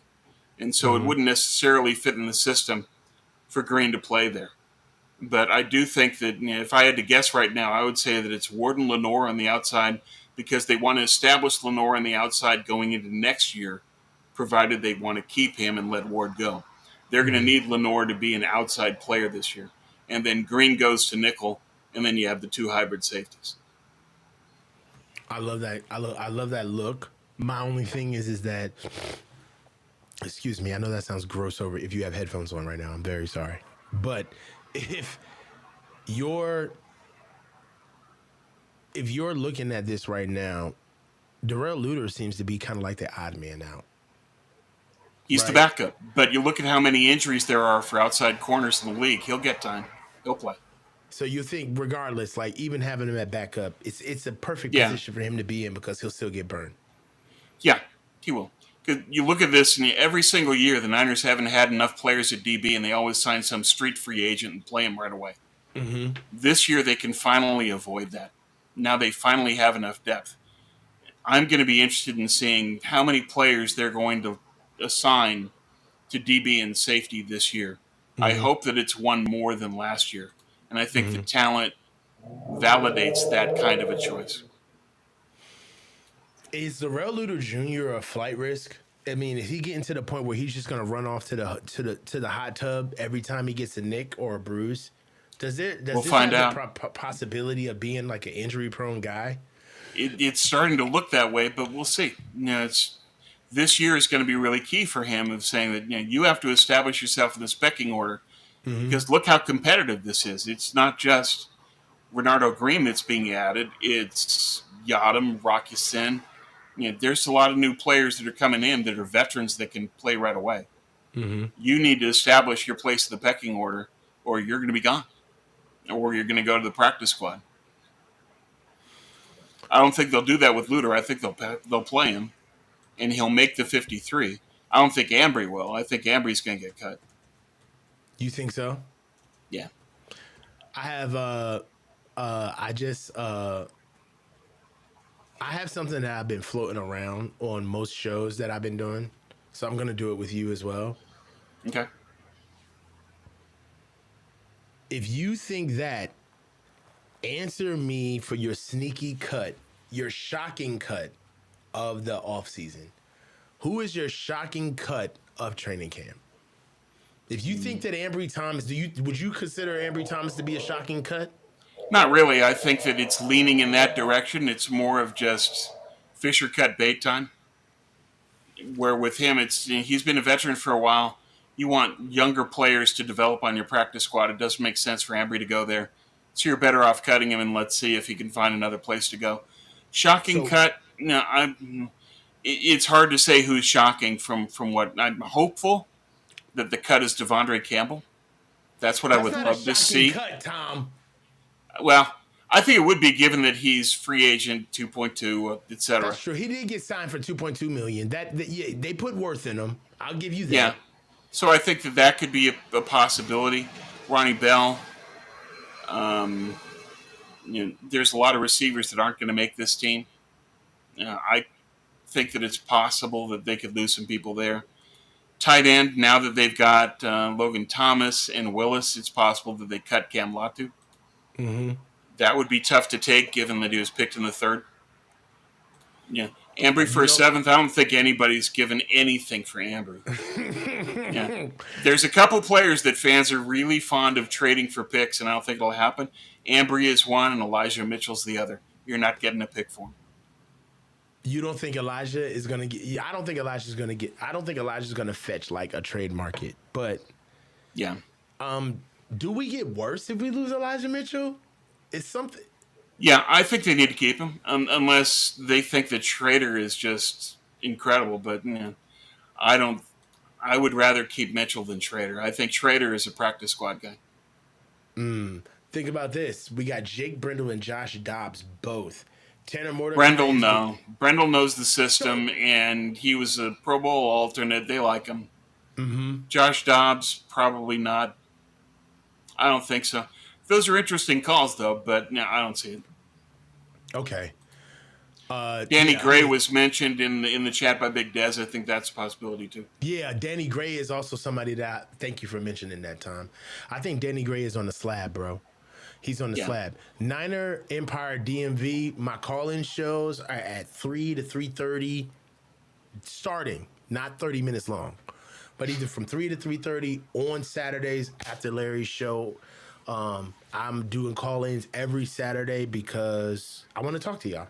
Like, I feel like, what's the point of doing all of this stuff if we don't get to like talk to the actual people that support us. So, you know, Good call. Good call. I want to be able to keep up that pace where I hold a call-in show every week. I feel like I don't even deserve to be on here if I don't speak to like a heartbeat of the chat or somebody that's watching me that can hold me accountable and say, hey, coach, I don't like what the fuck you said when you was talking about Fred Warner. I don't like your fucking impressions, man. How about that Oh, shit? come on. Those impressions I were don't like spot your fucking on. impressions, coach. How about that shit? You know what I'm saying? Yeah, So give us a Fred impression. I want to be able to give everybody a call. I mean, I want to be able to give everybody a chance to have a voice. You know, my platform is inclusive. Great. I'm approachable, and I want to be able to convey Always. that and build an example. With our latest core, though, so I mean, I feel like we are coming up now. I'll ask you this, Tom. We're coming up on the last two topics of our show. Do you want to go with anti-Bill Walsh, or you want to move on? Keep anti-Bill Walsh to next time. Anti-Bill Walsh is a Tom Jensen topic. You hear me, guys? And he's gonna do it right. And he's gonna drive it he's gonna drive that shit right in the fucking Sledgehammers, yes. fucking kill that shit. So we're gonna give Tom a chance to dial it in and get squared away. We're gonna be able to talk about it on the next topic. So But look for forward to our that next week.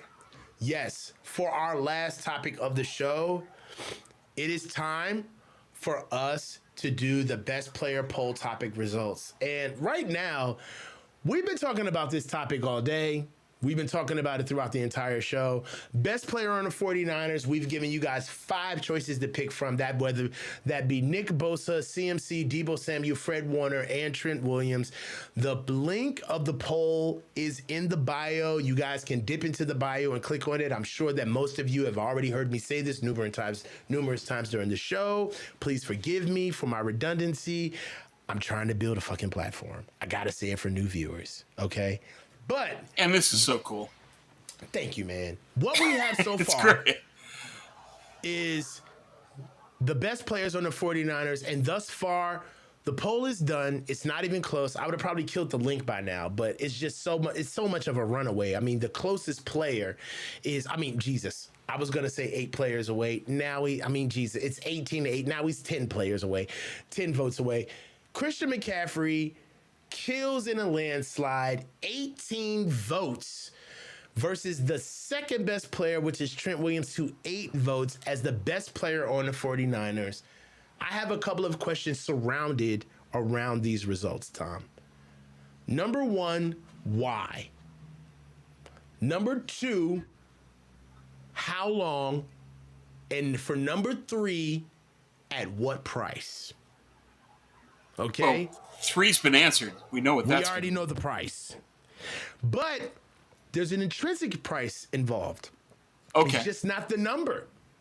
Yeah. Right? So you're talking market value of whatever he Market produces. value, I'm talking what's lost. I'm talking what players don't get played because of this guy. We got to ask 3 questions around Christian McCaffrey. We put out the topic. The topic is best players on the 49ers. We put out 5 players. Christian McCaffrey won in a landslide. The 3 questions around, they would have been around all 5 of these players. But the question is, why is Christian McCaffrey the best player on the 49ers? Right? At what price is it going to cost for Christian McCaffrey to stay on the 49ers? Right? And what can we do to replace him? Okay. Going through all of those, why McCaffrey the best? On a pure talent level, his versatility as a running back and a wide receiver where he can do both exceptionally well. A running back in terms of his choices where he's unique in setting up his blockers. He might be the best running back in the league at that aspect. And he's probably best in the league in like 5 or 6 categories that you could invent for running backs. So that's the case that you make for him, is just on a talent level, nothing else, just on a talent level, he's the best player. Mm-hmm. Is he the most important Niner? I would argue that's Trent Williams, because his replacement is that low. Yeah, we've seen the results. When Trent Williams doesn't play, the Niners lose. So I think that Trent's the most important, but I would argue that CMC is the most talented. In terms of what do we do to replace him, as I've said a lot now, second round next year's draft. That's going to be the backup running back, and then if Christian gets hurt or fades, then that's going to be the starter. In terms of the money, I don't think that he's going to be worth the money after going into the third year. The 25 million a year, he's not going to be worth that. But Right. I still think that it's entirely possible if he's healthy, playing well, that Kyle will pay it anyway. I don't. Well, look, I agree with two of your assertions. I do not agree with the third point of Kyle's going to pay CMC. I just can't. You can't go there. I respect that. I understand. You It's know what, just Tom? This is why I love you. logic Because says you cannot understand do why this. I cannot do this. I can't. I can't even pontificate upon. Oh well, maybe if Kyle looks at it this way. No, that is a retarded situation. No, he's not going to pay him that. But I do agree with you from a standpoint of Christian McCaffrey's replacement is not on this team. No. We become way too accustomed to what he does for us. And one thing that I will tell you about Christian McCaffrey being the best player on this team for the amount of time he's been, which is not really that long. It's not been a long time. Be ready for the Niners to start looking for running backs in the first day of the draft. Yeah. Second day of the draft. It's coming. It's coming. I don't think You're it'll be not gonna first find- because the needed tight end is so great, so acute now. And there's excellent tight ends. Loveland from Michigan, Lachey from Iowa. Both of them could be first round picks. I think that that's where they go in next year's draft. But there's a ton of great running backs to be available in the second. I think they'll take one of them. And that's going to be the next guy. He's going to be waiting in line behind Christian. Look, man, for what it's worth, my vote for the poll was not Christian McCaffrey. My vote for the poll was Trent Williams. Yeah, mine too. That's my vote. Because I believe that if Christian McCaffrey goes down, you got a stable, man. You got the best running back coach in NFL history in Bobby Turner, man. Like, you can create a run game out of Elijah Mitchell, Tanner Mordecai, and Jordan Mason. You can create an NFL run game out of that if you know what you're doing. That offensive line, there's nothing you can do if Trent Williams is not playing. There's absolutely nothing you can do if Trent Williams is not playing. And for me, I love posting polls like this, Tom, because it's a little bit of a mental exercise on the perspective of how fans see the team, right? Yeah. When you think about the best player on the team, in my opinion, the best player is the most valuable player. They're synonymous. There is no difference. Most important. But the most important, the only thing that I would argue against it is that the factor is his replacement. So it's not just about the player, it's about no depth behind him.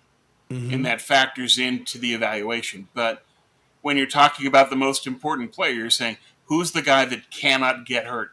It's Trent. And the results prove it. When he misses games, they lose. Mm-hmm.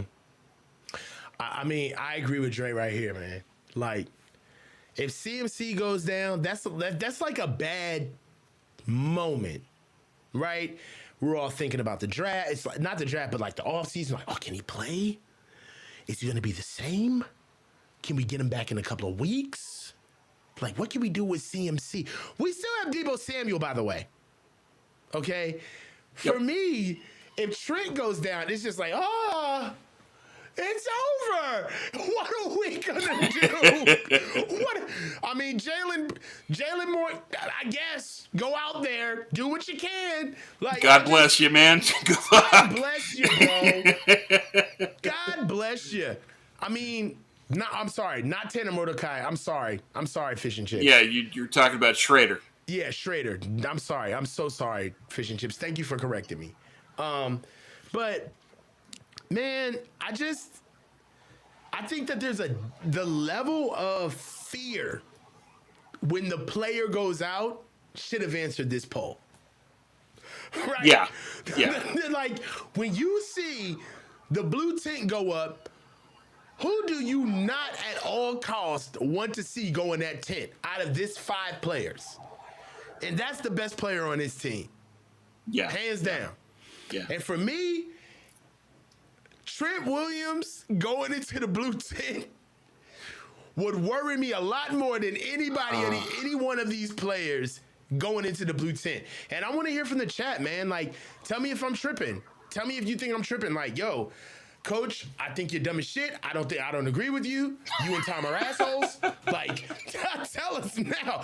I want to know if you guys feel as though, like, I want to pose this question now and answer the poll. If the blue tent went up on the sideline, right? Out of these 5 players, who would you be most worried to see go in the blue tent? Or not even a blue tent. I'll give you one better. The cart. Oh God. The cart.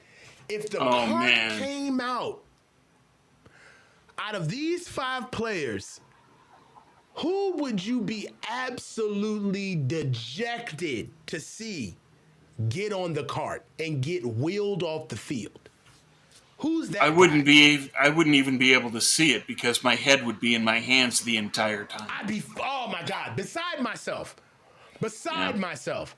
Yeah. Like when Dre got hurt in the Super Bowl,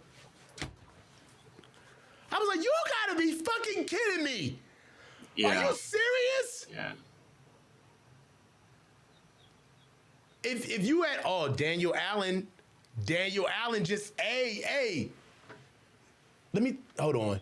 Let me tell you something right now. Daniel, you know what? I love to reward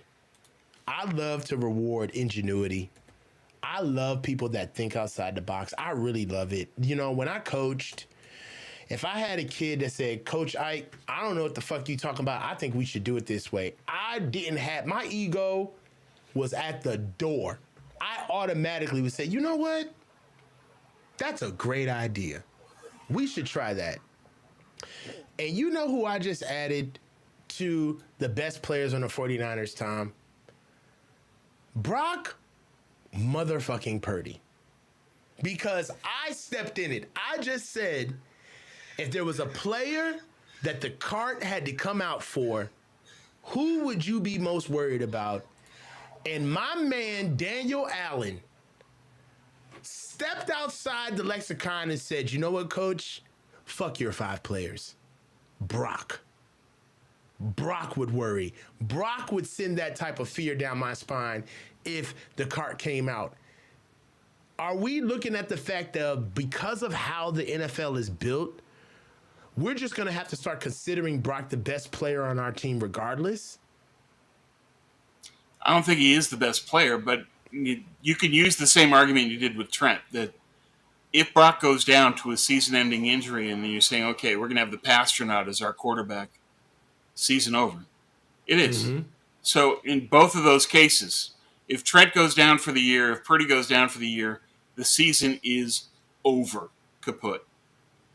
But I would still say that Trent Williams has proven himself to be a lock Hall of Famer. He's been the best offensive tackle in the league for years. I would put him higher than Brock. But I understand that you can still make the same argument for Brock that he goes down, we're in a world of hurt. Our season's done. That's undeniably true. I mean, so look, I'm going to tell you this right now. I understand the difference between most important and best player. You know what I'm saying? That's something that's definitely different from a standpoint of you just need your player. Dirty, I can't find your comment. I'm really looking for your comment in here so I can pull it up. But what I'll tell you right now is I understand that we need Brock. We need him, right? Dirty Diesel, if you could put in your new comment, I would love to put that up. But we need Brock. Niner Empire DMV says Brock 1, Trent 2, CMC 3. What do you feel about that? I think that that's okay. I understand the logic behind it. It just comes down to, are we talking best player? Are we talking most important given the backup? Dog, It's a Mark different Espinoza answer. just took the words right Yeah. out of your mouth. But yeah, Brock and Trent, they're basically the same in terms of importance. Either one goes down, season's done. Can you say Mm-hmm. that about any other Niner? Probably not. Even Bosa, I think that they could still find a way to. It'd be a lot tougher, but I don't put Bosa on the same level of we are done if Bosa goes down. I don't feel that way either. I don't feel that way either. Like honestly speaking, it may seem a little sacrilegious, but if we lost Nick Bosa for the year, it'd be devastating. But I mean, we got a defense, bro. You pass rushers are around. Find one. You know what I'm saying? For me, if I'm worried, it's got to be a one-of-one guy. So I do agree with past comments where it's either Brock, CMC, or Trent. Yeah, You know what I'm saying? yeah. I It's just do what are your standards? What are you using? 100%. If it's based on talent level, I can see the argument for CMC, but I would argue that Trent throughout his career has been non-paralleled. He's been absolutely elite. Mm-hmm. And you're not going to find a tackle like Trent in the same way that you're not going to find a running back like CMC. Mm-hmm. They're both 101. Big Dead But yeah, says, those are the three. I agree with you 100%. Big Dead says Brock is the guy that will have to take this team to the next level and cancel out Kyle when he gets brain farts. Bosa goes down, we become the Miami Dolphins and have to outscore everyone. I mean, right now we are built from our front seven, and if you think about it, our front seven isn't necessarily a lock in years past the way it used to be. There's no Javon Kinlaw. There's no Eric Armstead. There's no Charles Omenihu. There's no Samsu Ebukam, right? There's no, we don't have the depth. What are we going to look like? You know, that's a question that we're going to have to answer down the road. I feel like that will be bared out along training camp as we get into the near future, especially when the boys come off of a dead period. But at this stage, we're going to have to see what players are going to step up because they are getting older, right? This isn't necessarily a young core. So Right. that's another reason why this question is poignant, because this is ongoing.